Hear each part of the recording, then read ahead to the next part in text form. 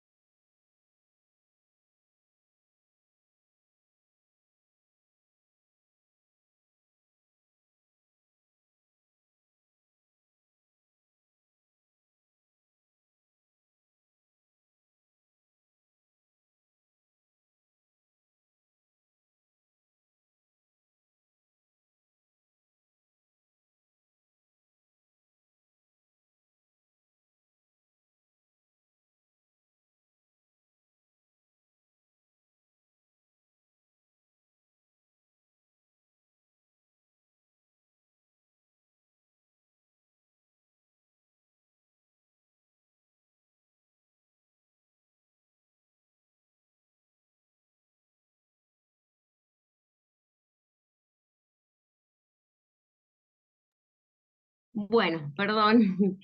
Vamos a comenzar hoy, vamos a continuar, mejor dicho, con la teoría psicoanalítica. Vamos a abordar hoy la corriente inglesa. ¿Se acuerdan que en la última clase habíamos visto Lacan, que correspondía a la corriente francesa? Hoy vamos a continuar con la corriente inglesa y dentro de ella vamos a ubicar a Winnicott. ¿Sí? ¿Se acuerdan que habíamos mencionado unos cuantos autores? El primero, obviamente, y el que origina todo es Sigmund Freud, y sus seguidores van a ser Anna Freud, Melanie Klein, Winnicott, Spitz y otros, que bueno, no vamos a seguir mencionando porque no los vamos a abordar, ¿sí?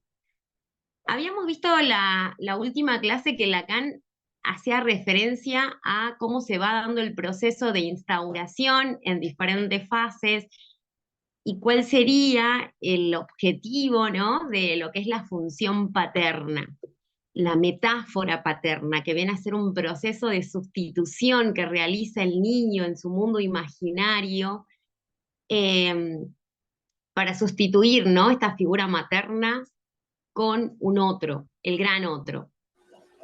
Eh, Vamos a ver hoy lo que es Winnicott. Donald Winnicott es un psicoanalista que pertenece, como les decía hace un momento, a la corriente inglesa, y él se va a centrar más que nada en lo que es la función materna, ¿sí? Él va a desarrollar eh, una teoría que es muy importante para entender lo que es el desarrollo emocional primitivo del niño, ¿sí?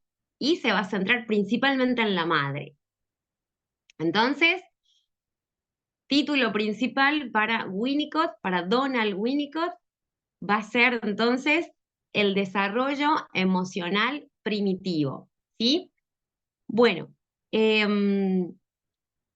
Donald Winnicott data más o menos del siglo XIX y él es un médico. Primero es un médico pediatra que luego hizo la especialización en psiquiatría y va a enfocarse, como les decía hace un momento, en cuál es la función, la importancia, ¿no?, de la madre en este desarrollo emocional primitivo.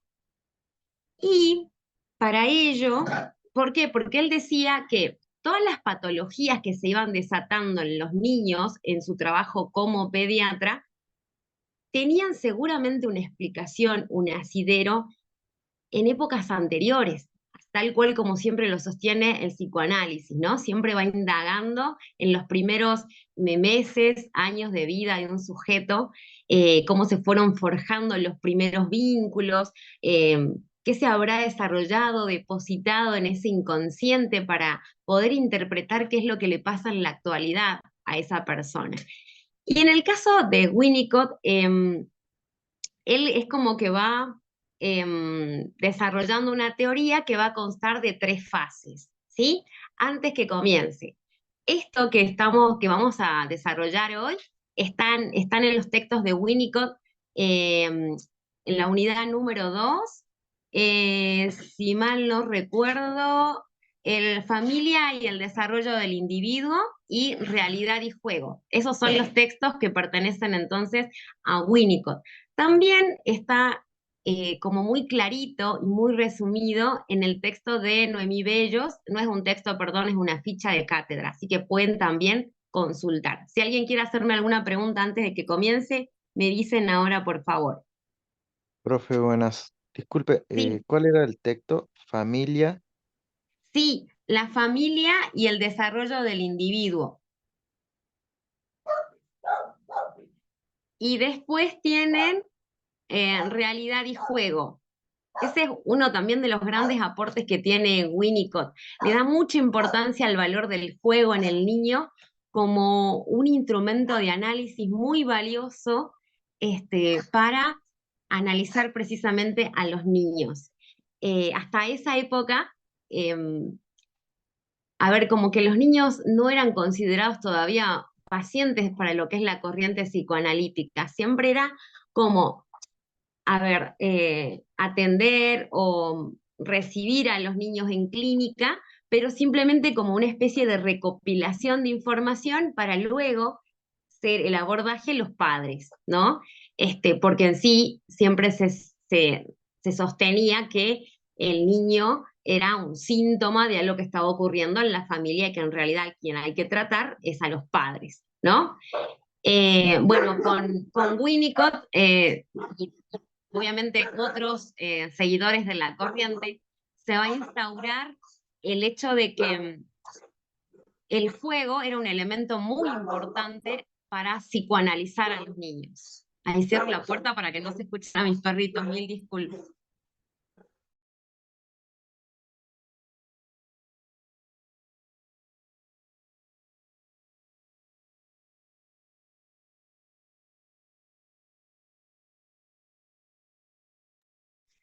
Bien, hasta acá entonces, y les decía que la ficha de cátedra de Noemí Bellos, ¿sí? Ahí también tienen resumido lo que es la función paterna de la que habla Lacan y también lo que voy a desarrollar hoy acerca de la función materna, ¿sí? Y lo más importante, uno de los grandes aportes de Winnicott, que es la teoría del desarrollo emocional primitivo. ¿Sí? Bien, yo acá he tomado algunos puntos esenciales como para no olvidarme y a partir de esos puntos que he ido rescatando les voy a ir dando algunos ejemplos, ¿sí? Bien, como les decía, Winnicott pertenecía a la corriente inglesa psicoanalítica, pero él se fue separando de lo que era Melanie Klein y de lo que es Anna Freud, ¿sí? ¿Por qué? Porque hay algunos puntos de la teoría psicoanalítica de Freud en los que van a coincidir y otros en los que directamente él no comulga y por eso crea su propia teoría, ¿sí? Por eso era importante que ustedes ya vayan comprendiendo muy, pero muy en claro lo que es la teoría de Freud, porque si no, no van a poder entender qué fueron desarrollando, en qué fueron acordando y en qué no sus seguidores, ¿sí? Bien, uno de los puntos principales en los cuales Winnicott va a tener como muy en cuenta es que él decía que muchos niños en los cuales él había atendido presentaban ciertos síntomas que estaban como lejos de lo que era la problemática del Edipo, ¿sí? Porque hasta entonces siempre se decía, ah, bueno, el problema que tiene el niño, por ejemplo, no sé, presenta situaciones de violencia, de destrucción, o roba. Entonces, estas situaciones era como que siempre se las trataba de analizar y explicar a partir de lo que había pasado en el complejo de Edipo, ¿sí? Pero bueno, Winnicott dice, no, para mí hay cuestiones que tienen que estar fuera de lo que es el complejo de Edipo, quizás mucho antes. Y estos síntomas que se desatan después tienen otras explicaciones que no necesariamente son edípicas. Otra cosa de la cual va a destacar la teoría Winnicott es la existencia de un super yo previo al complejo de Edipo. ¿Se acuerdan que en la teoría de Freud el super yo, ¿se acuerdan el super yo? Era esa parte de nuestro aparato psíquico que se guiaba por el principio del deber, de la obligación, de lo que dice la norma, la cultura, y que para Freud venía de la mano de esta figura del padre, la figura que rompe esa relación simbiótica entre bebé y madre. Entonces es como que ahí se instaura el super yo. Sin embargo, para Winnicott, el super yo es previo a este complejo de Edipo. ¿Sí? ¿Hasta acá voy bien? ¿Quieren que repita algo?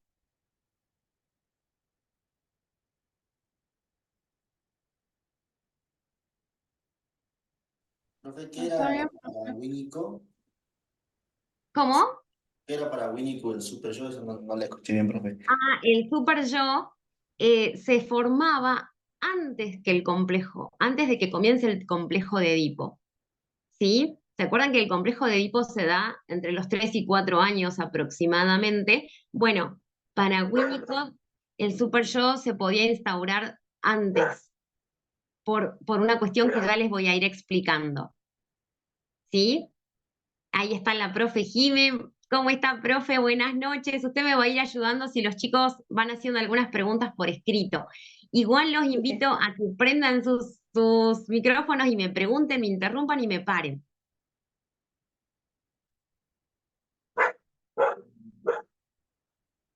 Bien.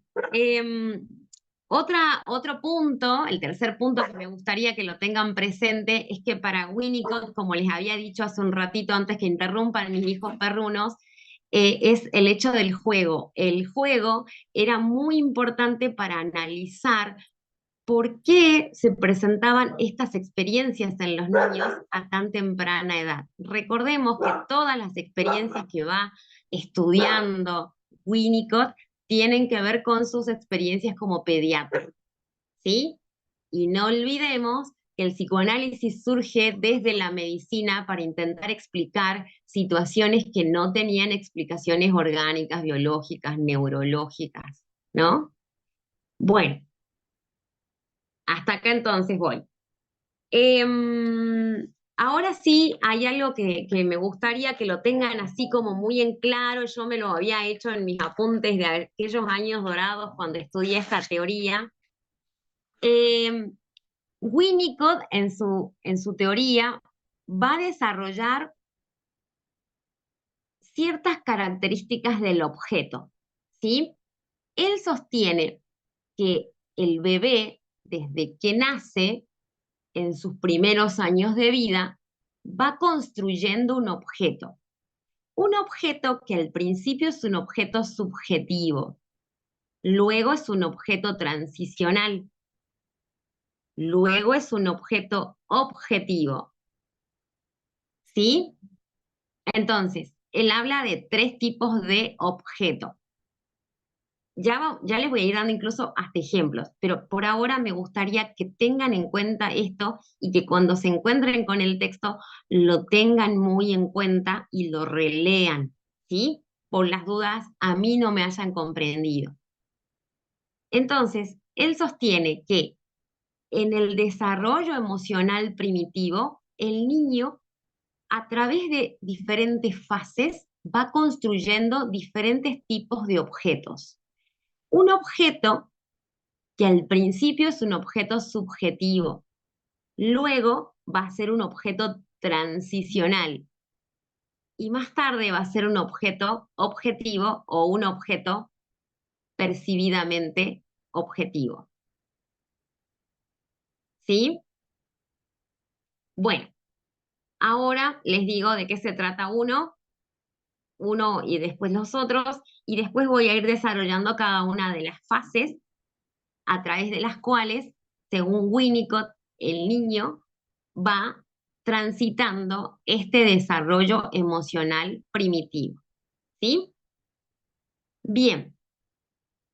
¿De qué se trata esto de el objeto subjetivo?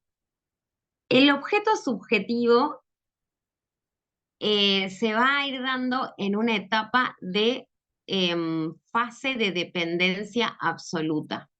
¿Sí? Repito entonces, el objeto subjetivo se da en la llamada fase de dependencia absoluta. Ya voy a ir desarrollando cada fase. Pero lo que necesito es que ustedes, al lado de la palabra objeto subjetivo, coloquen que se da en la fase de dependencia absoluta.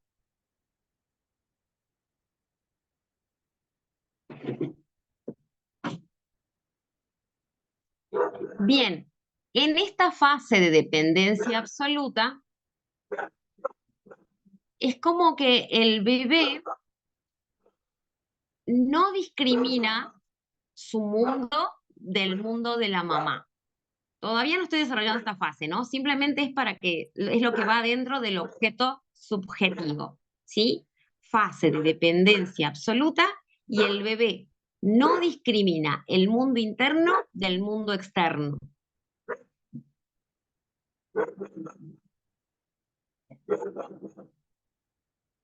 Pero lo más importante es que comienza a crear su mundo interno. Ya casi al final, comienza a crear su mundo interno. ¿Sí? Ahora vamos a lo que es el objeto transicional. El objeto transicional es un espacio intermedio entre el mundo interno y el mundo externo del bebé.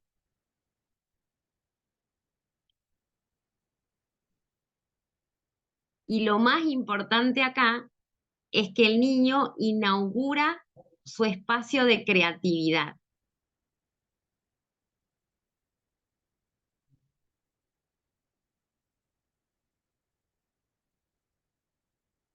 ¿Sí? Entonces, ¿repito o estamos bien con los dos tipos de objeto que hasta el momento di? Sí, por favor, profe. Bueno, en el objeto subjetivo es la etapa de dependencia absoluta. Y acá lo más importante es que el niño crea su mundo interno. En el objeto transicional es un espacio intermedio entre el mundo interno y el mundo externo. Lo más importante acá es que el niño inaugura un espacio de creatividad.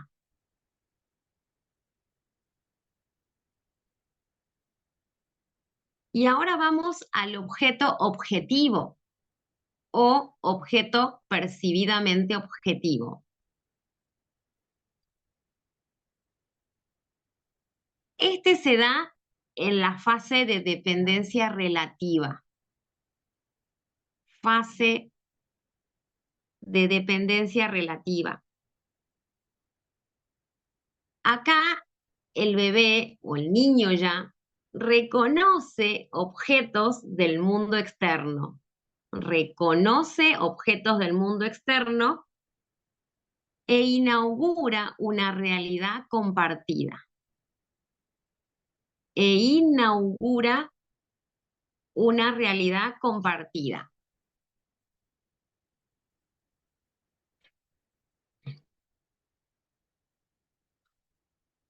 Bien, esto que parece muy teórico y que no logran comprender, porque yo me imagino lo que debe estar pasando por sus cabezas, ¿saben de qué se trata todo esto con manzanas? viene a ser lo siguiente.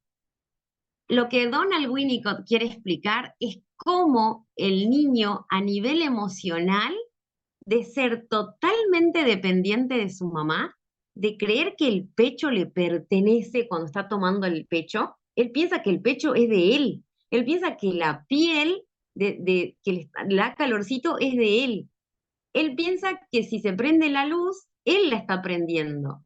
O sea, esa es la fase de dependencia absoluta. Para llegar a entender que su mamá es otra persona, que ese pecho es de ella, que él no es el que crea todo, que él no es omnipotente, que hay un espacio, una realidad que es objetiva, que es independiente de lo que él puede sentir, de lo que él puede llorar, de lo que él puede necesitar. Esa realidad está aparte. Al principio esa realidad va a ser como que va a estar al pie de él, pero luego va a ir entendiendo que no, que esa realidad funciona independientemente de él. ¿Sí? Para que él logre una autonomía emocional de su mamá, tiene que pasar por una serie de fases. Para que él, de concebir la realidad como un objeto subjetivo a un objeto objetivo, tiene que pasar por diferentes fases. O sea, para él entender que su cuerpo es de él, que el cuerpo es de su mamá, que sus emociones son propias, que las emociones de su mamá son otras, que su mamá va a estar en un lugar y luego vuelve, y que él lo tiene que comprender, tiene que pasar por una serie de procesos de angustia, de odio, de dolor, de culpabilidad, de querer atacar en su fantasía a esa madre que por qué no vuelve. O sea, todo eso estudió Winnicott para comprender por qué un niño puede llegar a determinada edad y se vuelve violento, puede llegar a volver a hacerse antisocial, puede no querer aprender en la escuela, porque él empieza a hacer como un estudio de qué es lo que le pasa a ese niño en sus primeros meses de vida y por qué fases va atravesando para llegar a entender que él es un sujeto con emociones propias, con derecho a sentir, a satisfacer sus propias necesidades y también a angustiarse por aquella mamá que no fue. ¿Sí? ¿Hasta acá se entendió o se escuchó más a mis perritos? Si no, los encierro.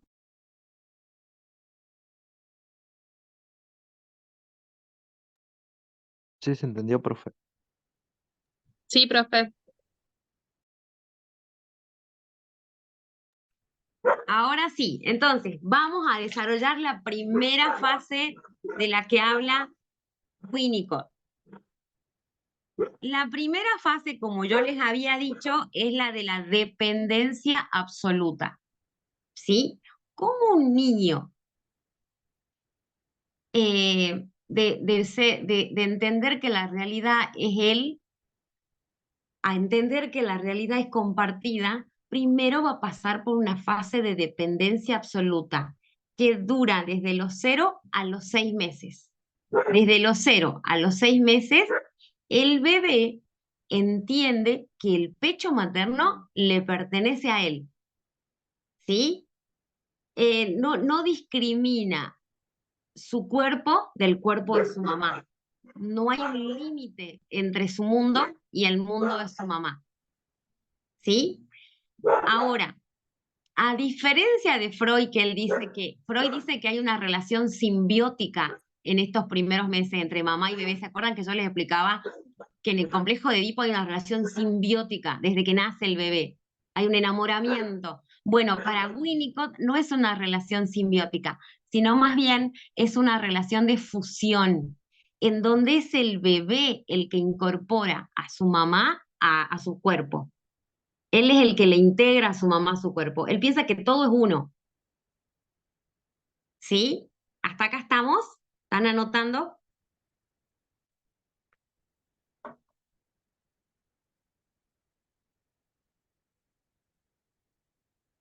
Bien. En este primer momento, la madre es concebida como un objeto de amor y de tranquilidad, ¿sí? ¿Por qué? Porque en estos primeros meses de vida, dice Winnicott, que la madre va a renunciar a sus propias necesidades para solo atender las necesidades de su bebé, ¿sí? Esto es como necesario para que, o sea, es necesario que el bebé atraviese esta etapa, que él se sienta como el rey, digamos, ¿no? Que lo que él necesita, su mamá está para él, por eso está fusionado, y encima él piensa que ese pecho le pertenece a él, y por eso llora cuando el pecho se aleja. Y cuando tiene sueño, dice, ¿cómo hace esta parte mía para tranquilizarme, para acariciarme, para buscarme calorcito, para generarme rutinas, para cambiarme el pañal? Soy yo mismo el que me estoy cambiando. O sea, en esta primera fase de dependencia absoluta es cuando el niño entonces no discrimina, no sabe de los cuidados de su mamá, no los entiende, porque él piensa que él es el que se está cuidando a él. Él ya incorporó a su mamá, él la fusionó a él. Se va entendiendo hasta acá, ¿no? Esto es hasta los 6 meses. Y en el transcurso de estos 6 meses va a ir pasando una relativa independencia, pero hasta los 6 meses él sigue entendiendo que todo le pertenece a él. Y hay algo que Winnicott dice que es muy importante, que es que esta mamá va a renunciar a sus propias necesidades para entregarse a las necesidades de su hijo en la medida en que haya un padre que le sirva de sostén para que ella pueda realizar esto. Porque si no, imagínense, va a estar una mamá con serios problemas emocionales también. No olviden que el parto, los 9 meses, todo eso acarrea ya una crisis emocional y una inestabilidad en esa mamá.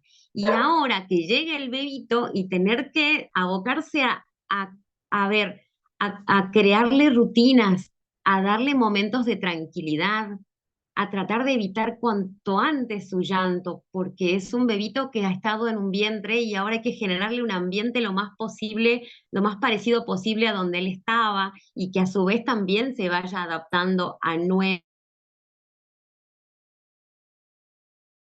Necesario alguien que la sostenga, si no es imposible. Y Winnicott dice que muchas de las consecuencias patológicas emocionales en un niño tienen que ver con las crisis emocionales que atraviesa una mamá, ¿sí? Eh, ¿Por qué? Porque en esta etapa, la madre, en la teoría de Winnicott, es la que le va a crear el ambiente, ¿sí? El ambiente emocional. La madre es su ambiente. La madre le entrega un yo funcional a ese niño. O sea, el niño funciona en torno a lo que su mamá le va dando, ¿sí? En cuanto a qué dije yo hace rato, cómo lo cuida, cómo lo acaricia, cómo lo habla, cómo se conecta con su bebé. Y eso hace que el niño tenga la posibilidad de tener esta primera fase de dependencia absoluta con su mamá. Recuerden, la madre le aporta el yo funcional, le crea el ambiente emocional a ese niño.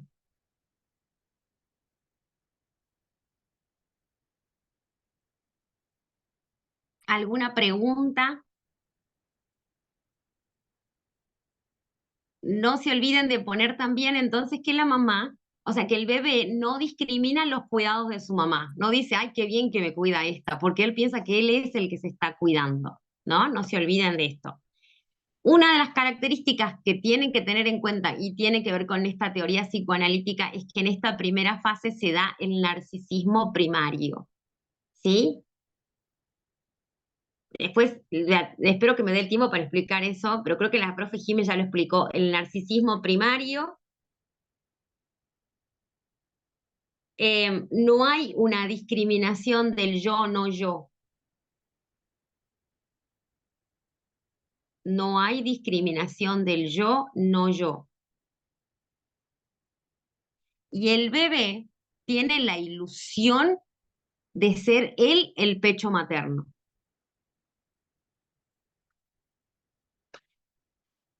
¿Puede repetir, por favor, profe? Sí, no hay discriminación del yo, del no yo. Y el bebé tiene la ilusión de ser él el pecho materno. Por eso se dice que la madre es el objeto de pulsión del bebé.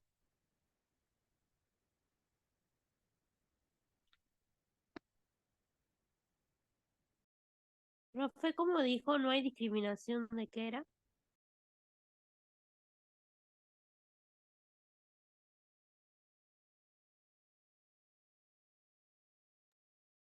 No hay discriminación del yo, no yo. O sea, yo no discrimino hasta dónde soy yo y hasta dónde no soy yo. Porque para mí todo soy yo. Hay como una sensación de omnipotencia. Yo soy creadora de todo lo que me ocurre, de los cuidados, de la rutina, de la tranquilidad, de las situaciones de llanto que se calman, de sentir mi pañal mojado y que de repente alguien me lo cambia, pero yo no sé que alguien me lo cambia, yo creo que yo me lo estoy cambiando, porque no discrimino, no hay límite en mi mundo, es todo un mundo mío.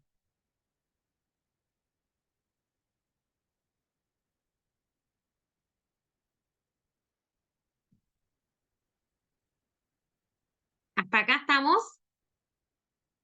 Em, Hay algo que también es importante que ustedes tengan presente, y es que para Winnicott, a diferencia de la teoría de Freud, él dice que no hay en el niño ninguna posibilidad de pulsión de muerte o de ataque destructivo.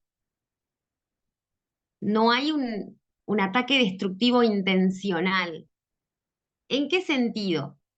Primero anoten eso. No hay un instinto o de pulsión de muerte o de ataque o de destrucción en el bebé en esta etapa. En la segunda sí se da. Por ejemplo, en estos primeros 6 meses puede darse que el bebé le muerde el pecho a la mamá. Y eso no es, como diría Freud, por un instinto de autodestrucción, porque no se olviden que el pecho le pertenece al bebé, él cree que es su pecho. Y si él lo está mordiendo, entonces se está autodestruyendo. No, en realidad, él lo muerde dentro de lo que es la teoría emocional como una expresión de amor primario. Entonces, repito, no hay intención de autodestrucción ni nada por el estilo. Es simplemente, en esta etapa hay también expresión de amor primario cuando el bebé, por ejemplo, le muerde el pecho materno a su mamá. No significa nada más que una expresión de amor que él está aprendiendo y que en realidad él siente que se lo está haciendo a él solo, ¿no?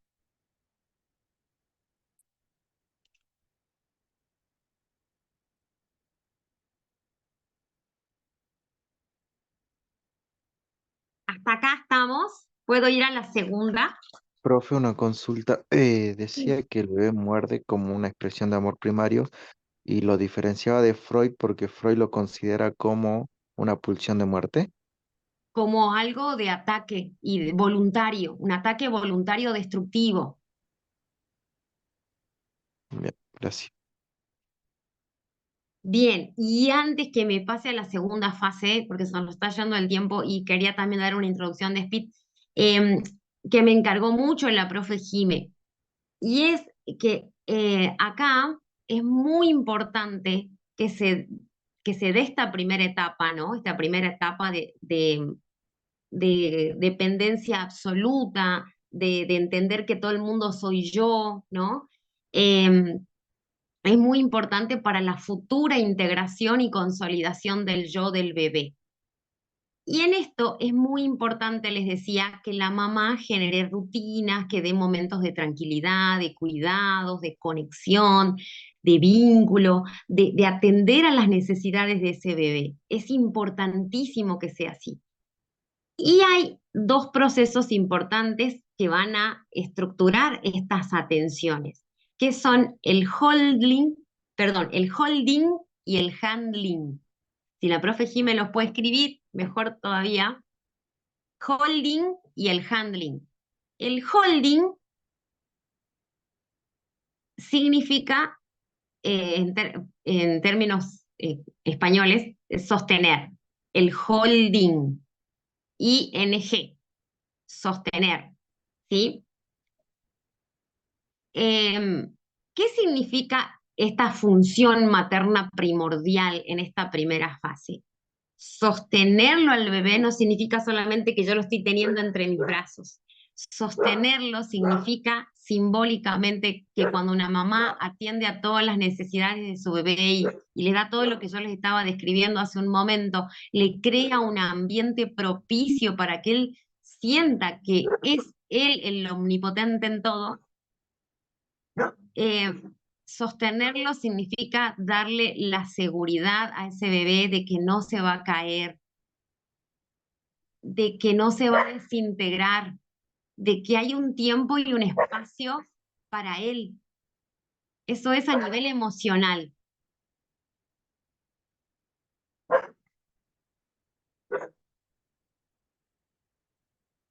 ¿Sí? Eso es entonces el holding, el sostener al bebé. Sostener al bebé que simbólicamente involucra o le está transmitiendo al niño esa sensación de estar seguro con su mamá, de que nada le va a pasar, de que su yo se puede ir construyendo y consolidando porque hay alguien que lo sostiene en un tiempo y en un espacio.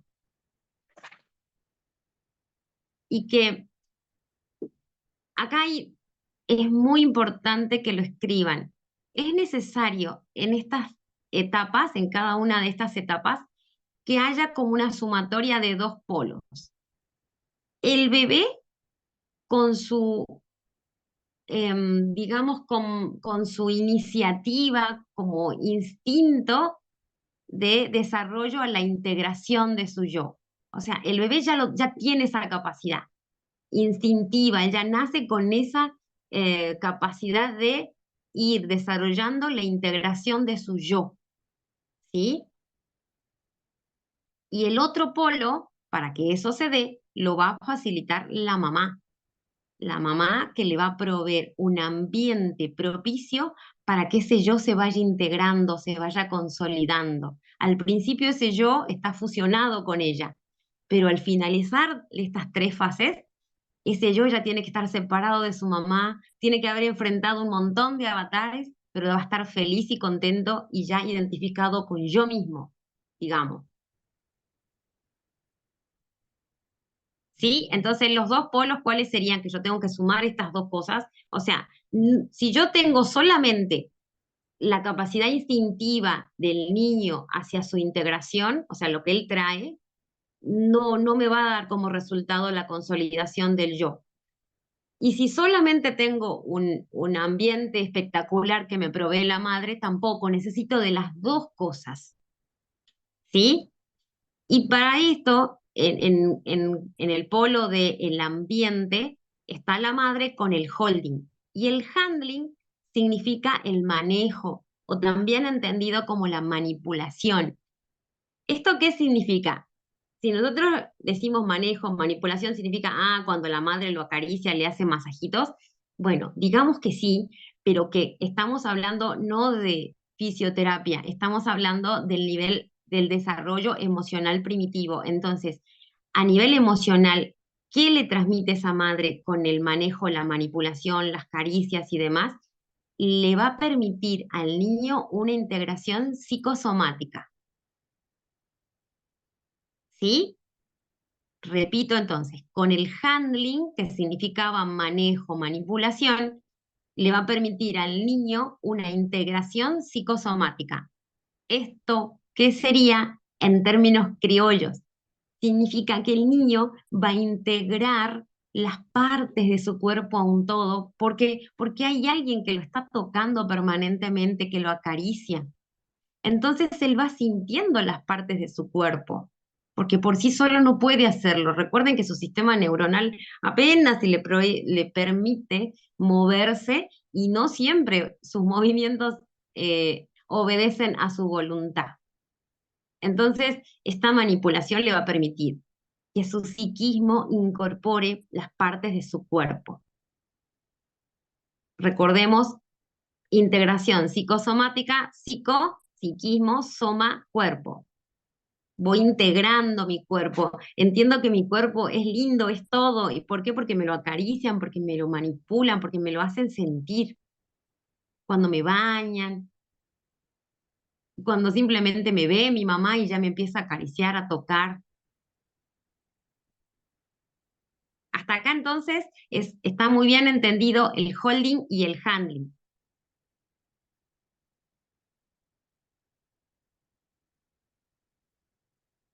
Es como Profe, decir, sí. una pregunta. ¿El holding y el handling serían parte de esta primera fase que planteaba usted de dependencia absoluta? ¿Se dan en esa Sí, etapa? sí, Bien, exactamente. bien, Porque profe. es cuando la madre le provee ese ambiente para que siga esa dependencia absoluta, ¿no? Es muy importante. O sea que cuando vayamos al parcial no vayan a poner, bueno, sostenerlo para que el bebé no se caiga al piso. Sí, eso es literal, pero a nivel emocional no saben todo lo que le está generando a ese bebé el hecho de sentirse sostenido y seguro con su mamá.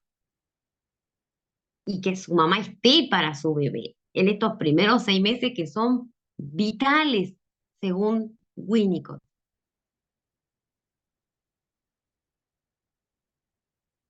Yo pensaba, ¿no? Bueno, acá me voy un poco del tema, pero digo, tendríamos que explicarles a todos los y las adolescentes todas estas teorías, y yo creo que no hace falta hablar de anticonceptivos, hay que explicarles todas estas cosas y ya vamos a ver cuáles son las consecuencias de que un bebé no tenga estas posibilidades o que las tenga y no las sienta, eso es otra cosa distinta. Por eso hay que pensarla 800 veces antes de pensar, ¿no? En un bebito bajo nuestra responsabilidad.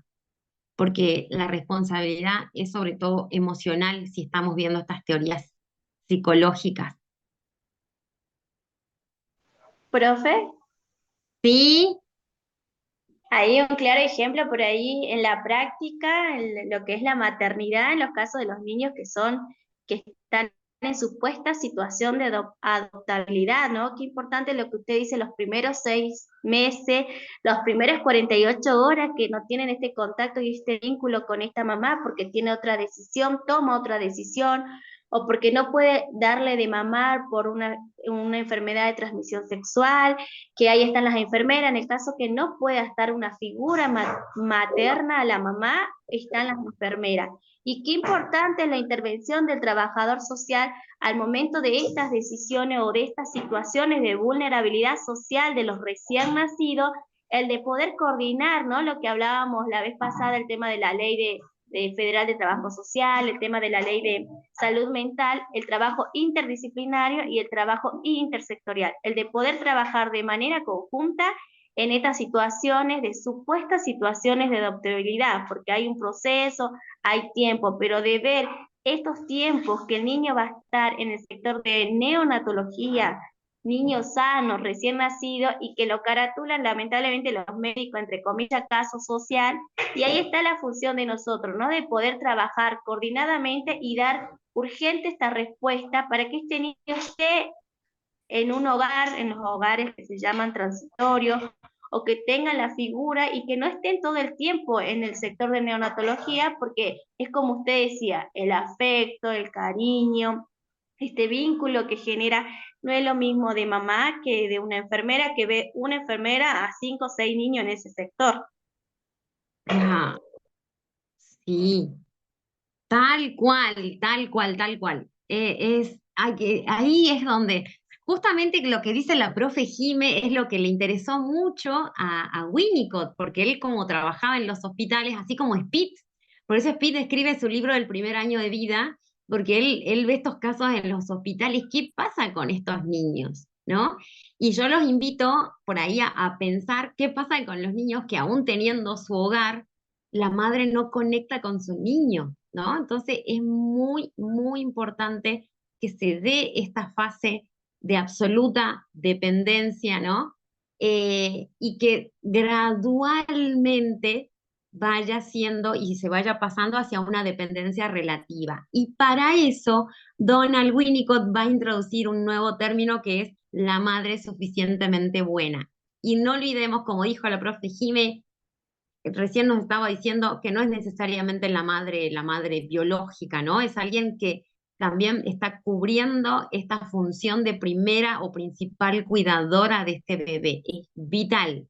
Y que promuevan el holding y el handling es importantísimo y que promuevan ese ambiente, recuerden ese yo funcional, o sea, el ambiente de cuidados y de priorizar las necesidades de ese bebé por encima de las necesidades personales. Obvio, si uno lo ve desde la lógica, no es que el bebé dice, a ver, está priorizando mis necesidades o las de ella. No, el bebé tiene que percibir que el mundo está para él. Por eso es objeto subjetivo. Ahí está. Entonces no van a necesitar estudiar de memoria. Si hablamos de objeto subjetivo, subjetivo tiene que ver con mi mirada, con lo que yo siento, con lo que yo creo que pasa todo por mi punto de vista, ¿sí? Para yo entender que la realidad no es mi punto de vista, sino que hay una realidad objetiva, tengo que pasar por estas fases, ¿sí? Por eso es entonces esta primera fase, fase de dependencia absoluta, y el objeto es subjetivo, porque yo soy lo que lo creo, la que lo miro y soy el omnipotente, yo bebé, ¿sí? Bien, entonces decíamos que el concepto que introduce también Winnicott, que tiene que ver con las tres fases, no con esta solamente, es el concepto de madre suficientemente buena. Porque para que el bebé pase de la fase de dependencia absoluta a una fase de dependencia relativa, pasando por la transicional, tiene que haber una madre suficientemente buena o una madre devota. ¿Cuál es la madre suficientemente buena? Es esa madre que puede gradualmente eh, ir desilusionando a ese bebé. O sea, le tiene que ir quitando muy de a poquito esos cuidados para que él vaya entendiendo que él no lo es todo, que también hay otras posibilidades de existencia, ¿sí? Entonces, la madre suficientemente buena es la madre que está presente, que se conecta, que, que promueve también y que logra dar resultados a las necesidades de su bebé, pero que también regala ausencias, porque gracias a la ausencia es que el niño va a ir entendiendo que no se puede todo y que también es necesaria la frustración y que también es necesario ir integrando un mundo donde los objetos se comparten, no son para mí. ¿Se entiende? Entonces, esa es la madre suficientemente buena. Es una madre que se equivoca, una madre que ensaya, pero una madre que está, porque ninguna madre es perfecta, ¿sí? No es lo mismo la madre que lo deja a su bebé una semana con la abuela y luego aparece de nuevo y dice, ¿qué necesita? ¿Está bien? ¿Lo estás cuidando bien? Y se va. Esa es una madre ausente, ¿sí? Porque ahí está haciendo que ese bebé empiece a sentir la situación de deprivación, de afecto, de amor y de interés, ¿sí? Porque no sabemos si esa abuela lo está cuidando, cómo lo está cuidando, más si ese bebé tiene contacto con su mamá biológica, ¿se entiende? Entonces la situación de deprivación sí la puede llegar a sentir, a percibir, ¿sí? Hay una situación de confusión, ¿sí? Hola bebé, hola Luciano. Ahí está. Después vamos a ir identificando en qué fase está ya Luciano, ¿sí? Entonces, Ya tenemos el holding, ya tenemos el handling, ya tenemos el yo funcional, que es el ambiente, y ya tenemos la madre suficientemente buena solamente en esta primera fase. Y recordemos que la madre suficientemente buena está en las prefases, ¿sí? Bien, vamos ahora a la segunda fase, que se da desde los 6 meses hasta los 2 años de vida.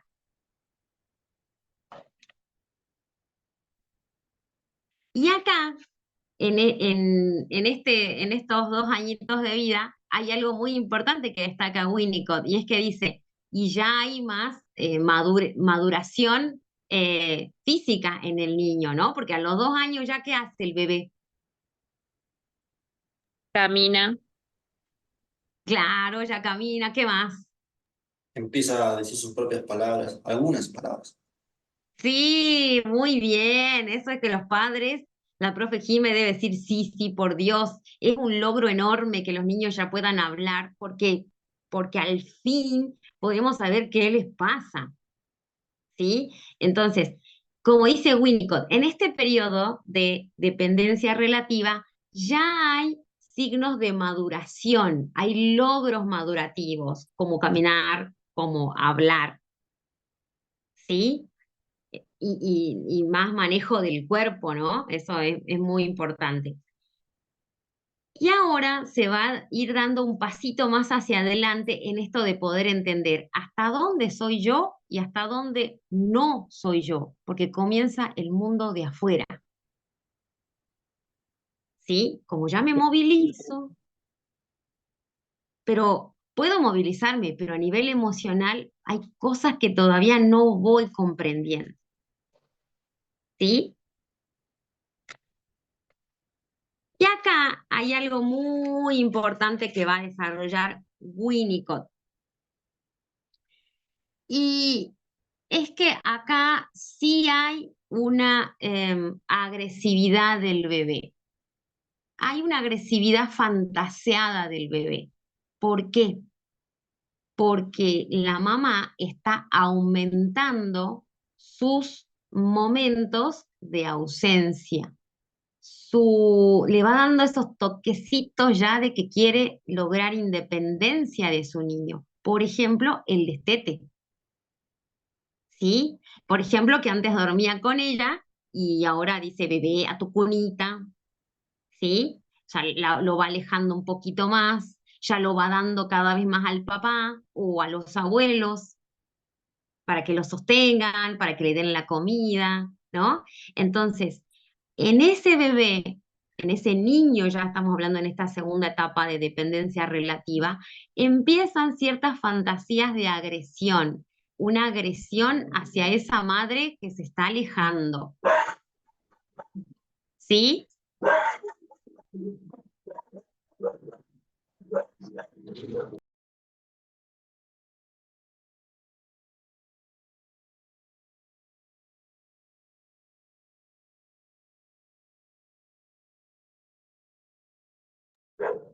Bien, entonces, acá, a diferencia de la primera etapa, sí tenemos entonces fantasías de agresividad hacia ese objeto, ¿sí? Que viene a ser la madre. Decía, ¿por qué? Producto de reiteradas frustraciones que se están produciendo en este niño. Y acá dice Winnicott que hay como una sensación de doble angustia, porque es como que yo en mi fantasía y a veces a nivel consciente, yo quiero atacarla a esa que a veces está yendo, ¿sí? Pero a la vez siento que me estoy atacando a mí mismo al atacarla a ella, porque hay una especie de confusión en mí, en una sensación de que la amo y otra sensación de que la odio porque me está dejando, ¿sí?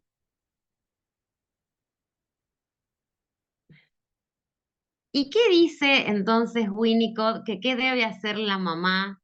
¿Cuál sería su papel en esta segunda etapa tan crítica, en donde le pasan todas estas cosas a este niño, pero que son necesarias para que se vaya independizando? Dice que la madre tiene que ser lo suficientemente fuerte para resistir y para sobrevivir a esos ataques, estamos hablando simbólicos de este bebé. no es que el bebé agarra un machete y te pega, ¿no? Estamos hablando de cosas que le pasan en su cabecita a nivel emocional, porque no puede entender, no puede comprender cómo se van dando estos cambios. Por eso dice que es tan importante ir comprendiendo que esto sea gradual, muy de a poco, con mucho cariño, con mucho amor, con mucha entrega, estos momentos de separación, de independencia que se le va dando al niño, ¿sí? Y que cuando hayan estos ataques, ella no tiene que tener ninguna sensación o ningún, a ver, principio de venganza. Simplemente tiene que acompañar, porque esto es un proceso natural a nivel emocional.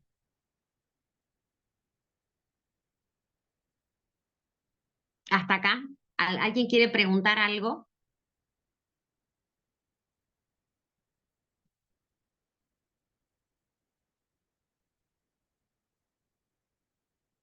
Profe, estas agresiones que por ahí tiene el bebé simbólicamente con la madre, ¿solamente es algo interno emocional o suele manifestarse también con los enojos, las También, rabietas o las señas del ojo? Lo pongo como ejemplo, profe, porque me acuerdo que mi pareja me decía que lo estaba comenzando a destetar a mi nena. sí. A veces también se tenía que ir a la escuela o al trabajo y la dejaba con sus papás, sus abuelos, pero cuando ella volvía, o bueno, lo destetaba un día entero, la bebé dice que se enojaba, le miraba y no le quería ni ver, no la quería que ni la toque. Claro, claro, claro. Sí, o sea, Winnicott en su texto habla de ataques, ataques fantaseados, pero eso no quita que también haya, ay, me están llamando, que también haya, esto se manifieste a nivel físico, ¿sí? Porque sí, pueden haber berrinches. Lo que pasa es que hasta ahora hay algo muy importante que habla Winnicott, y es que él dice, hasta el momento, desde que el bebé nació hasta esta etapa, la madre es objeto de amor tranquilo. Luego la madre es signo de ambiente, un ambiente propicio para que él siga siendo el rey. Y luego, ahora la madre es un objeto de excitación entre amor y odio, porque la ama, pero también la odia. Entonces hay una confusión que le pasa a nivel emocional y que seguramente se va a manifestar en ese niño de acuerdo a otros factores que, bueno, no vienen al caso, pero que tienen que ver con ya la formación de lo que va a ser su carácter, ¿no? Em, pero Profe, bueno, sí, ellos también expresan esa agresión por medio del llanto, ¿no es cierto? sí, Ah, bien. sí, sí, sí, sí, sí, exactamente, porque no te olvides que es sensaciones de frustración, sensaciones de odio, de que o sea, de excitación porque tu mamá se siga quedando con vos y sin embargo te entrega a otro y vos no querés, ¿no? Entonces eso te va generando una serie de emociones que vos no las podés manejar, pero que dice Winnicott es parte de lo que es la madre suficientemente buena, ¿sí? Lo que sí hay que tener mucho cuidado en cómo se van dando estos momentos de independencia, que tienen que ser graduales. No voy a estar de un momento a otro y lo dejo por me voy de vacaciones, ¿no? O sea, tienen que ser como momentitos. Así como hay todo un periodo de adaptación de un bebé, de un niño para que entre al nivel inicial, que va como semanas enteras por solo hora, y después se hacen 2 horas, y después, bueno, así tiene que ser con este niño. Tiene que ser un cuidado tan enorme, porque después les voy a contar cuáles serían las consecuencias cuando ese ambiente, que el ambiente es la mamá, falla, ¿sí? Decía que hasta ahora el bebé ha incorporado 3 tipos de madre. La madre como signo de amor tranquilo, la madre como un ambiente favorable, y ahora la madre como objeto de excitación entre amor y odio. Profe, ¿Sí? ¿puede repetir los 3 tipos de madre? Porque me perdí ahí. Sí, por favor. Entonces sería la madre como objeto de amor tranquilo. ¿viste? Porque la madre era la que no podía ni llorar que ya estaba ahí.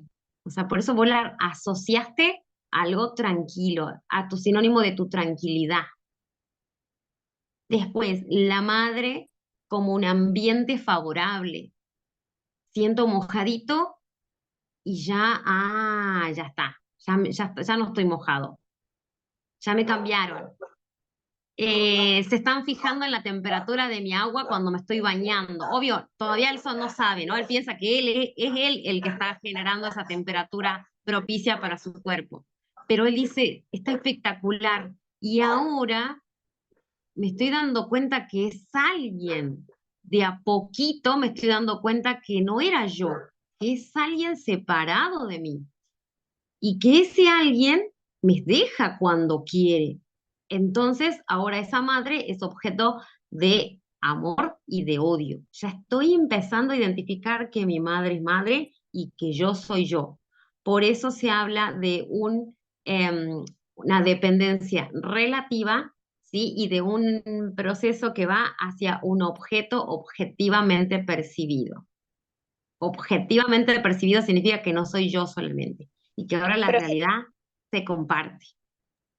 profe, acá hablando que comúnmente, o sea, acá sería lo que comúnmente llaman como la crisis de los 2 años, o sería más adelante, porque usualmente en la sociedad te dicen, no, está en la crisis de los 2 años.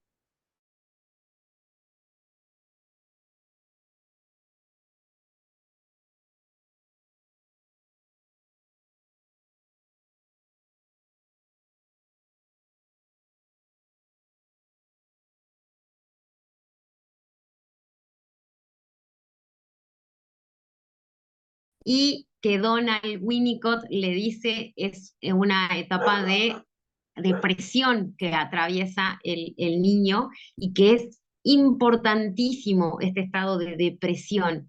Que el niño se deprima significa que está entendiendo que es alguien separado de él que lo está dejando. Y es necesario, porque si no, va a seguir entendiendo que él es parte de su mamá y que su mamá es parte de él. Y su yo va a estar sometido siempre a las necesidades de su mamá. Entonces estaríamos hablando de un falso self, de un falso yo. Y cuando hablamos de un falso yo, es un niño que no tiene deseos, que no tiene decisiones, que sufre, que le cuesta relacionarse con los demás, que no puede comunicarse. Entonces, volviendo, para Winnicott dice que el niño necesita atravesar este periodo de depresión justamente cuando ahora está en esto de que la odia y la ama a su mamá, porque va entendiendo que es otra persona, que ya no es parte de él. Y según esta teoría, dice que el niño tiene recuerdos psíquicos de esas madres anteriores, la que era amor tranquilo y la que era ambiente favorable. Entonces él empieza a sentir algo como de culpa y por eso se deprime, ¿sí? Entonces, culpa, ¿por qué? Porque dice, la estoy odiando a alguien que me trajo todo esto tan bueno anterior. Y eso también es importante para su posterior desarrollo.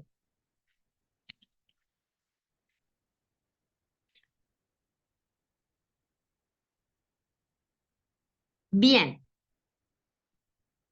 cuando el niño entiende que su mamá se va a trabajar, que su mamá no puede estar, que lo da para que lo cambie la abuela, ya no le dan la teta, que le da de comer otro, que se lo lleva a pasear el hermano mayor, el niño está en una etapa depresiva y está en una etapa de que tiene que empezar se ve obligado a elaborar un duelo, ¿sí?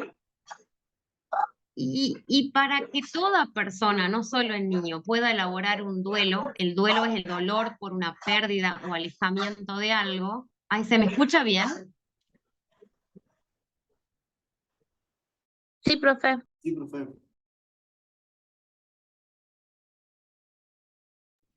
Bien, entonces decía que para que un duelo sea bien elaborado, o sea, para que el niño tenga esa capacidad de desarrollar este enfrentar, ¿no? sí seguimos en la segunda fase. Tenga esta capacidad de enfrentar esta pérdida de esta persona que antes estaba todo para mí, tiene que haber un ambiente favorable de amor y de sostén, de apoyo con este niño, de comprensión, ¿sí? Porque si el niño en esta etapa de los berrinches, en esta etapa de que no entiende, de que llora, de que quiere atacarla a su mamá, pero a la vez la ama, si el niño no tiene un ambiente, una familia que sostenga y que lo comprenda, que esto es propio de su desarrollo emocional, este niño va a desarrollar conductas antisociales, como cuáles conductas antisociales como robar, como destruir juguetes de otros niños, como ser violento cuando va a un cumpleaños, ¿sí? Entonces, dice Donald Winnicott que posiblemente durante esta segunda etapa quizás no se vean tanto estas cosas, porque estamos hablando de un niño menor a 2 añitos, ¿sí? Pero, ¿qué pasa? Puede que el niño siga un desarrollo normal, pero cuando esta familia se vuelve a integrar ya, porque el niño ya está más grande, la familia ya se acomodó, ya se distribuyeron los roles para seguir acompañando a ese niño, ¿qué pasa allí? Ahí sí es cuando el niño hace síntomas, es cuando el niño desarrolla estas conductas antisociales. Porque mientras no se acomodó esa familia para acompañarlo en su duelo en esta etapa desde los 6 a los 2 años, el niño siguió como pudo, siguió en una sensación de que está desintegrado, siguió en una sensación de que perdió a su mamá y ya fue, ya no hay reparación alguna. Y encima, esta mamá trabaja todo el tiempo, por ejemplo. Y entonces no hay posibilidad de recuperarla. En cambio, si la mamá trabaja todo el tiempo, pero le regala tiempos de calidad, le hace entender que lo acompaña en estos momentos de crisis, entonces el niño va entendiendo que su mamá no está, pero que la recupera cuando él la necesita, que su mamá está cuando él lo necesita. ¿Sí? Es muy importante esto. Dice Donald Winnicott que el ambiente familiar es importante cuando este niño está atravesando casi al final de esta segunda etapa, este momento de depresión, de angustia, de culpa, porque dice, entonces ya la perdí, ya está, ya no viene o ya no va a volver nunca más a mí. Entonces, por el contrario, tiene que estar una mamá presente, una mamá conectada, ¿sí? ¿Hasta acá se me entendió?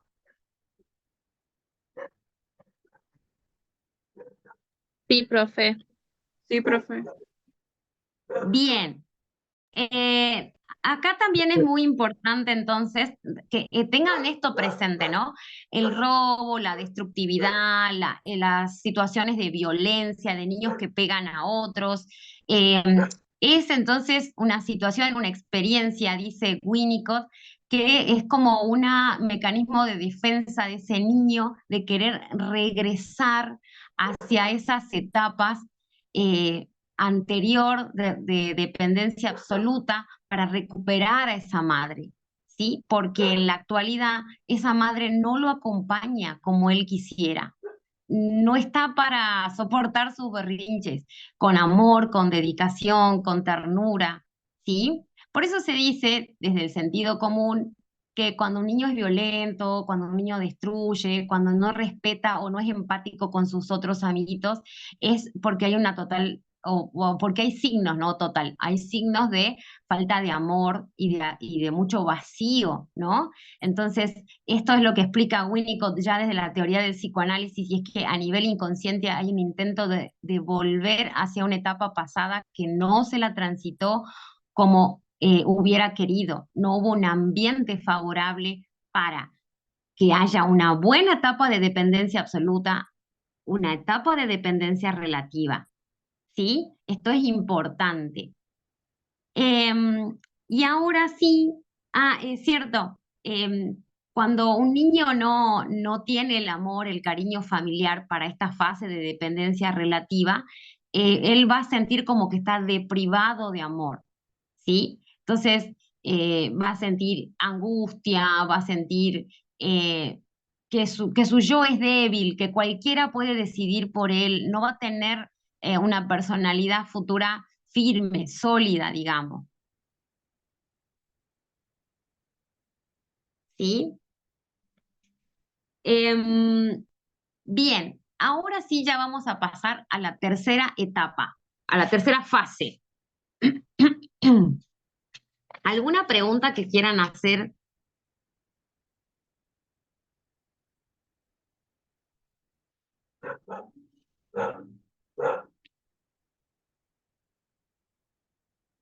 Profe, Sí, profe, yo quería preguntarle, recién usted dijo que si no existía esta contención familiar durante este proceso, ¿qué podía generar en el niño?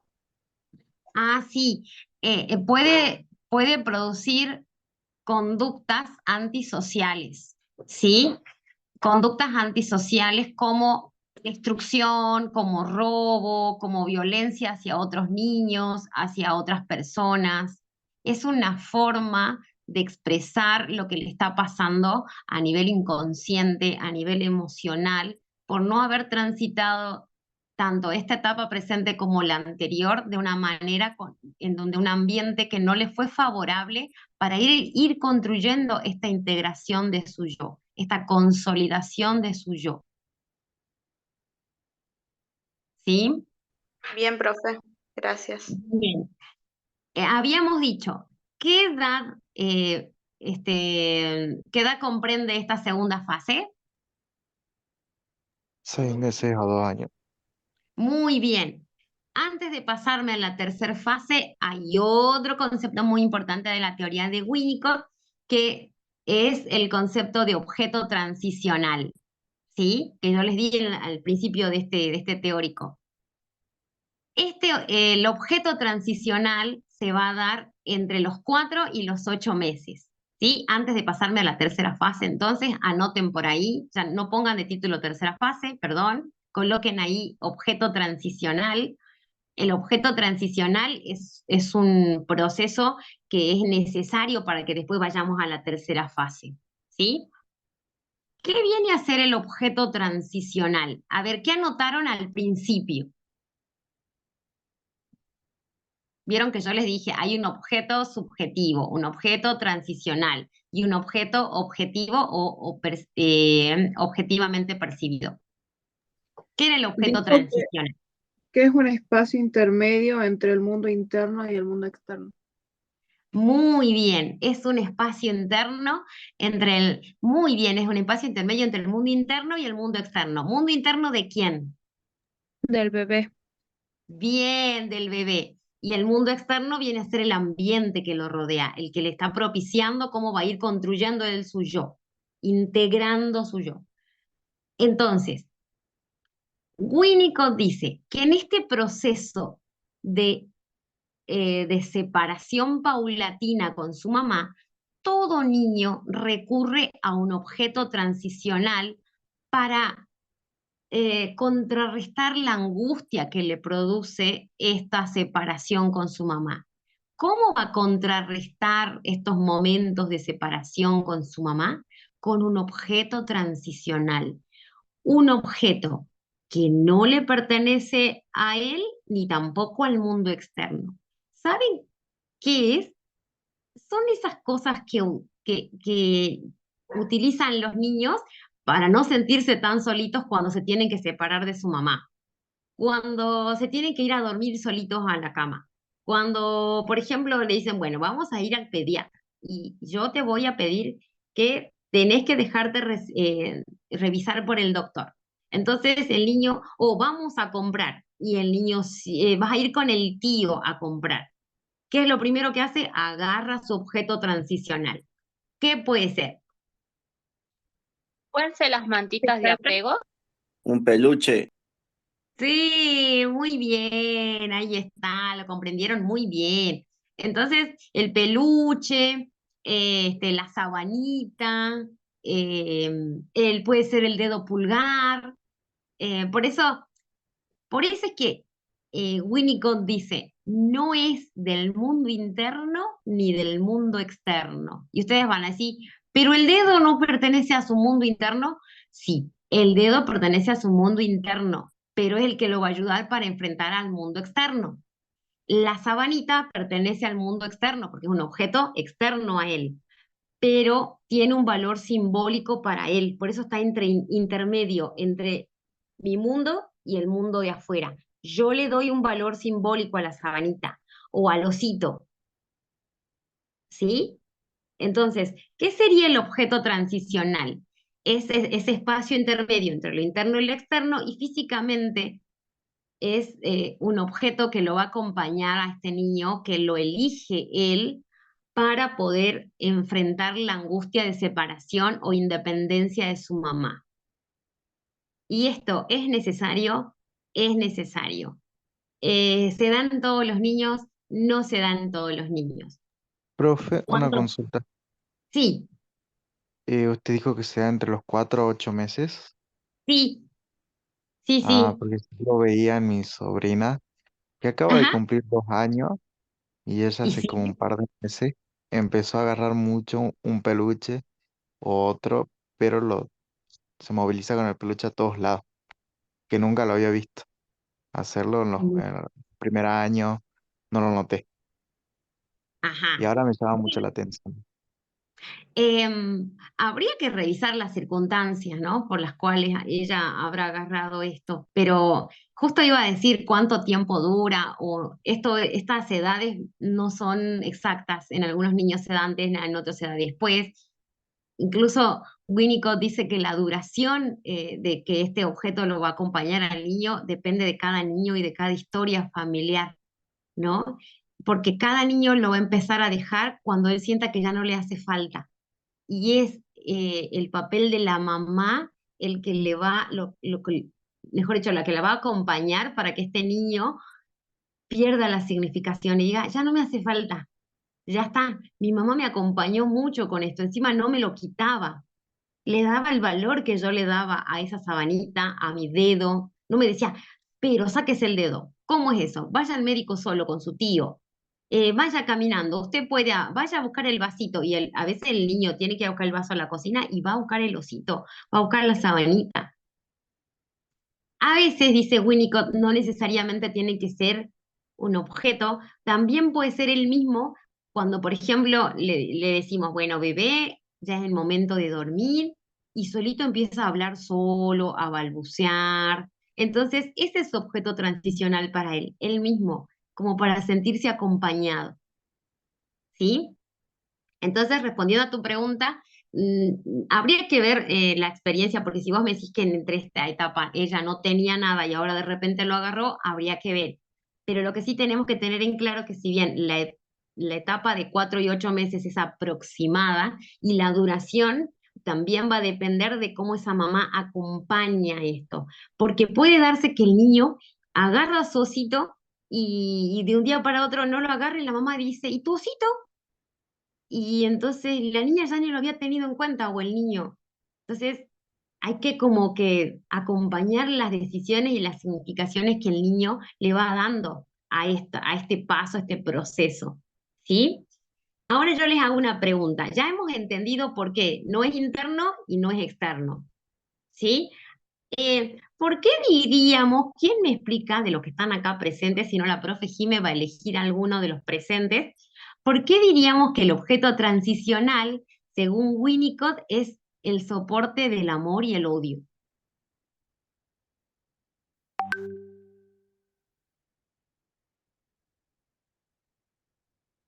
Profe, A ver, por lo que venimos hablando, creo que el niño comienza a tomar este objeto como amor y odio, porque bueno, desde el amor, porque lo está ayudando a transitar esta etapa, lo está conteniendo, o lo ayuda a superar estas etapas, pero también le genera odio porque sabe de que se está separando de su mamá, deja de ser el centro, y eso le debe generar mucha angustia al bebé también. Tener que, ya se está dando cuenta que tiene que pasar a otra etapa, por decir. Por eso creo que este objeto transicional le va a generar odio y amor a la vez, ya que lo va a acompañar en ese proceso, pero ese proceso significa, significa entre comillas, dejar de ser el centro de la mamá. Sofía, ¿es verdad? Sí, profe. Muy bien, así es.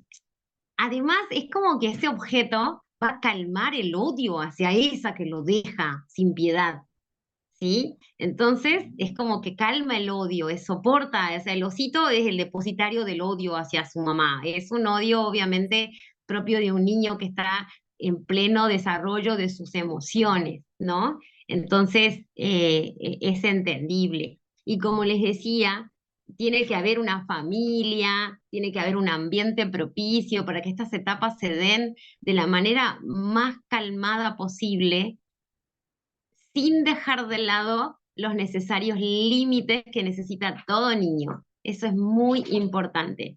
Los límites son importantes, los berrinches son naturales, pero tienen que estar organizados con pautas y límites claros, ¿sí?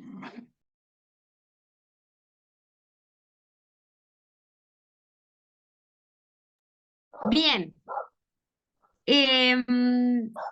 Hasta acá entonces hemos desarrollado las dos fases. Dentro de la segunda fase teníamos esto del objeto transicional y la tercera fase, ¿sí? Que ya se va a dar desde los 2 años en adelante.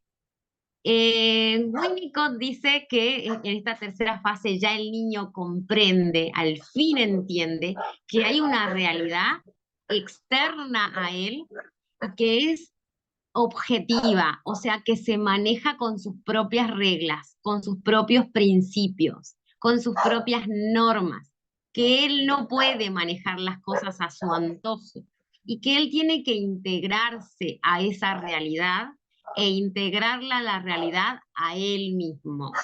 Tiene que haber una relación dialéctica, digamos. ¿Sí?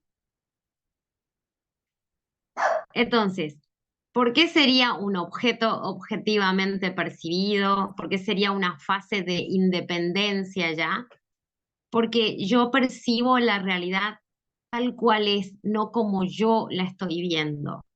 Es una realidad ajena a mí, es una realidad que me contiene, que me da amor, que me da afecto, que me pone límites, es externa a mí y es una realidad que me contiene a mí como sujeto independiente, con deseos propios, con un yo que aprendió a integrarse como persona, como sujeto, y un yo que integra a la realidad hacia su persona. Al fin, ese instinto de integración con el que ya nace un bebé, ahora al fin se dio, se integró en una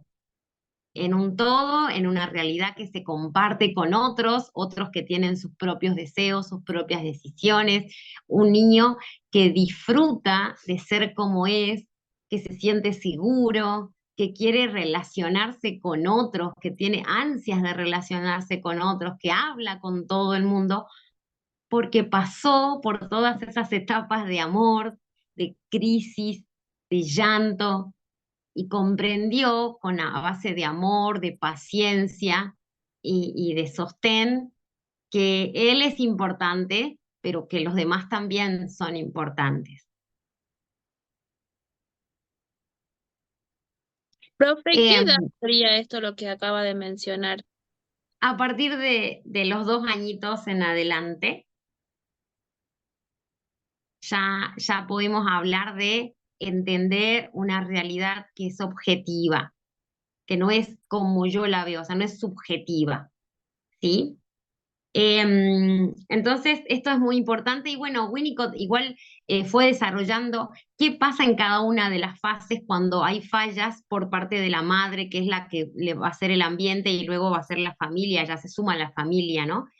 Em, Cuando una madre, por ejemplo, tiene privaciones físicas o no está bien psicológicamente, un niño puede ir desarrollando sensaciones eh, de vacío, sensaciones de desintegración, sensaciones de despersonalización. ¿Qué significaría esto? El niño no logra construir su personalidad.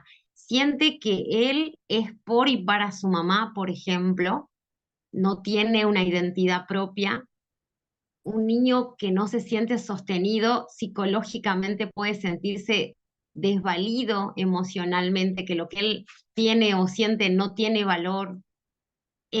También puede desarrollar psicosis, esquizofrenia, tener sensaciones como que su cuerpo no es su cuerpo. Entonces, todas estas cosas se pueden desarrollar. En estas etapas que es medio difícil, lo que más se desarrollan es en la adultez o quizás en la adolescencia, ¿sí? Pero bueno, son patologías que Winnicott incluso hablaba de que ya en clínica se veían algunos síntomas y que se desataban con mayor notoriedad ya en la adolescencia o en la adultez, pero que había que empezar a entender que la subjetividad sí tiene valor y sí existe en un niño. Porque antes siempre se pensaba, bueno, hay que tratar a los padres, entonces ya con eso, pero no, el niño es importante. Y algo que también es muy importante, otro gran aporte, ya voy a ir terminando, otro gran aporte de Winnicott es cuando él hablaba del objeto transicional y esto que el niño elige, ¿no? Un objeto para darle un valor significativo, para reemplazar esa ausencia de su mamá. Ahí dice que ya comienza a generarse el juego en el niño, esa capacidad de simbolizar, porque un niño que tiene dificultad para jugar es un niño que ya presenta síntomas de alguna patología, que está queriendo, no, perdón, que no está pudiendo expresar y hablar, porque así como los adultos expresamos síntomas con dolores de cabeza, con relaciones de parejas tóxicas, por ejemplo, el adulto tiene muchas formas de expresarlo. El niño no puede decir, ¿saben qué? No me siento querido. No sé, ustedes capaz que me están amando, pero yo no me siento querido. Entonces es a través del juego una vía, una posibilidad de expresar lo que al niño le está pasando en su subjetividad. Y que la primera actividad del juego es intentando reemplazarla a su mamá. ¿Sí? Entonces repito por si quieren anotar. Para Winnicott el juego es una parte constitutiva de la subjetividad del niño.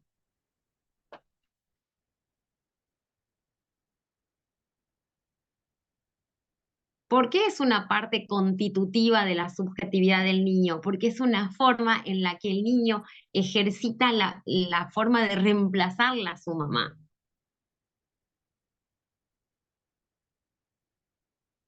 Y después va a ir desarrollando otras formas, porque en el juego, si uno observa cómo un niño juega, se pueden ver muchas cosas que le está pasando a nivel emocional. Obviamente los padres no son psicoanalistas, no son psicólogos, pero acompañar a un niño en su juego es vital para su desarrollo emocional, dice Winnicott. Aunque no jueguen porque recuerden que el juego en el niño al principio es un juego solitario. O sea, el niño puede estar con otro nenito en el jardín de 3 añitos, pero él juega solo. O sea, él tiene su propio idioma, los nombra las cosas con sus propias palabras, pero no juega con los otros. El juego social es después de los 3, 4 años recién. ¿Sí? Entonces, es vital que los padres, que la madre acompañe a este niño en sus actividades de juego. Porque dice que el niño puede estar jugando solo, pero es mágico. Cuando la mamá se va, deja de jugar. Esto en los primeros juegos, ¿no? Después sí, ya juegan, pueden estar solo y siguen hablando con las paredes. Pero es importante que la mamá acompañe en estos primeros juegos, que esté presente y que el adulto se entregue a estas actividades de juego, no darle el celular. ¿Sí? Sino, ¿a qué querés que juguemos? Bueno, vos vas a ser el florero, listo, yo soy el florero. Dice Winnicott que los padres no hablan como padres. Los padres cuando hablan de cómo juegan sus hijos están hablando de sus propios síntomas de infancia, ¿sí? De cómo vivieron sus propios juegos. Entonces hay que darles la posibilidad al niño de ser niño con todas las letras, porque el juego es la manera sana en la que ellos sacan todo lo que tienen, esa culpabilidad, esa depresión, esa angustia. Hay que entregarse y jugar todos con ellos.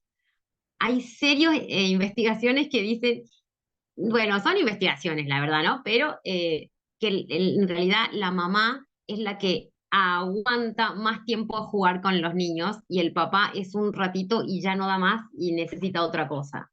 Eso es como para que lo tengamos en cuenta, ¿no? Porque el niño necesita de los dos para jugar, para sentir que su mundo es importante y que hay que acompañarlo en ese juego, por más ridículo que nos parezca. Es el mundo que ellos están intentando reconstruir ante estos duelos que están atravesando, que al principio es muy fuerte porque es con su mamá, luego va a ser por otras cuestiones, por el hermanito, por el tío que ahora vive en la casa, por el abuelo que se fue. Cada niño lo vive y lo siente de manera distinta. Entonces el juego es una vía de expresión. El niño que no juega es un síntoma claro que hay que empezar a tratar. ¿Sí? ¿Alguna pregunta?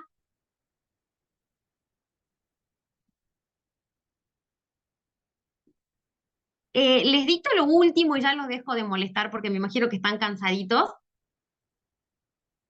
¿Qué es lo que facilita el juego para Winnicott? El juego es sinónimo de placer para el niño. Es como que, ay, al fin hace lo que él quiere y a su manera. Placer. También el juego es una forma de descargar agresión. Puede descargar odio y agresión a través de sus juegos. Desde que juega con sus manitos hasta jugar con cualquier objeto. También es una manera de descargar ansiedad, el juego.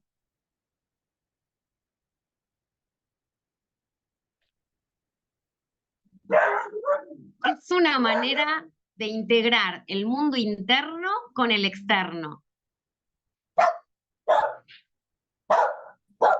Integro el mundo interno con el externo. ¿Cómo sería eso? O sea, mi mundo, el que yo me quiero fabricar porque no está como a mí me gustaría, entonces agarro los vasos de mi mamá y digo que son mis amigos. La bolsa de la abuela digo que es mi mochila, porque yo ya quiero ir a la escuela. Entonces, integrar el mundo externo al interno y hago que jueguen esos mundos. ¿Sí? Y por último, es una forma de comunicar el inconsciente para Winnicott. Entonces, es una forma de comunicar el inconsciente. Recuerden que el inconsciente es algo al que no tenemos acceso. Acuérdense que en nuestro inconsciente teníamos deseos, teníamos, situaciones, experiencias, frustraciones, eh, fantasías a las cuales no podemos tener acceso fácilmente o voluntariamente. Ahí estaba el inconsciente. Nosotros habíamos visto que el inconsciente, las vías de expresión eran el chiste, el acto fallido, los sueños. Y para Winnicott, él dice que el juego, ver a un niño, analizar el juego de un niño, era también ver una parte de lo que le está pasando a él en su inconsciente. Bueno, chicos, hasta acá nomás, porque ya deben de estar cansados de mi voz y de mis perritos. Así que cualquier cosa, duda que tengan, digan ahora, escriban, y si no, nos vemos, si Dios quiere, el próximo lunes. Sí, sí, escucho. Dijo que es una forma de incorporar al inconsciente. No, es una forma de incorporar el mundo externo al mundo interno. Porque yo agarro cosas del mundo externo para fabricar mi propio mundo. Entonces estoy integrando los dos mundos. Y es una forma de expresar el inconsciente. Bien, gracias. De nada. Profe, disculpe, ¿me podría escribir su correo, por favor? Hay una compañera que me lo está pidiendo. Ah, bien, bien, Gracias, bien. profe.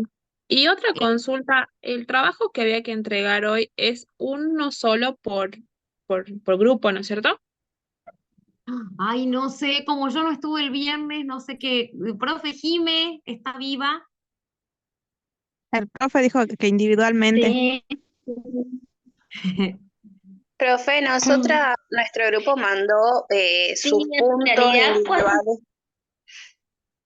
A ver, profe Jime, a ver si puede aclarar la duda.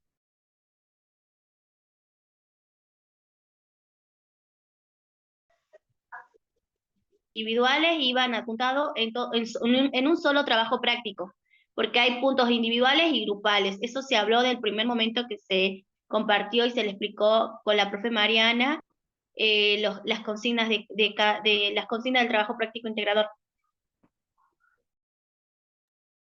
Profe, nosotros volvimos a preguntar el día viernes porque no entendíamos la modalidad y el profe nos dijo que cada una subamos individualmente los puntos individuales. Entonces nosotras, o sea, de mi grupo, subimos cada una nuestros puntos individuales, digamos. No los pusimos todos juntos en un solo práctico. Pero las consignas grupales sí están realizadas y están los nombres de cada uno de los miembros. Claro, sí, las consignas grupales y todas copiamos la consigna grupal y la pusimos cada una en nuestro trabajo, digamos. Y en cada trabajo pusimos los puntos de individual. Ah, bien, sí, igual. Lo importante es que estén detallados los nombres de cada uno de los integrantes con respecto a los trabajos prácticos que son individuales como así también grupales, porque es un solo trabajo práctico integrador, pero que a su vez se divide en individual y grupal. Lo importante es que se haya subido de cada uno la parte que se solicitaba experiencia y de la vida eh, personal, y así también las consignas de los puntos grupales. Igual no hay problema porque estuve viendo en la plataforma que se subió de cada uno y después un trabajo con el nombre de todos. Lo importante es que esté el nombre de cada alumno, de los integrantes. Sí, profe, mi grupo hizo un solo trabajo, digamos, y ahí están la actividad de todos los chicos, digamos, de todos los integrantes.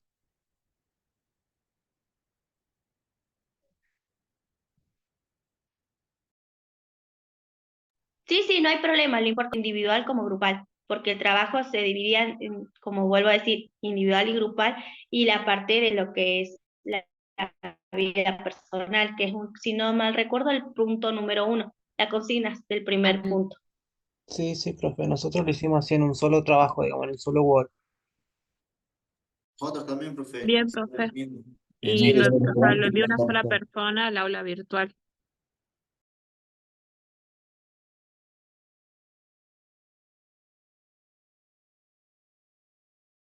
Bueno, quedó claro entonces el malentendido o la pregunta. Sí, profe, para mi grupo sí quedó claro. Bueno, ahí Judith creo que levantó la mano. Bueno, sí, sí, ahora le pasa.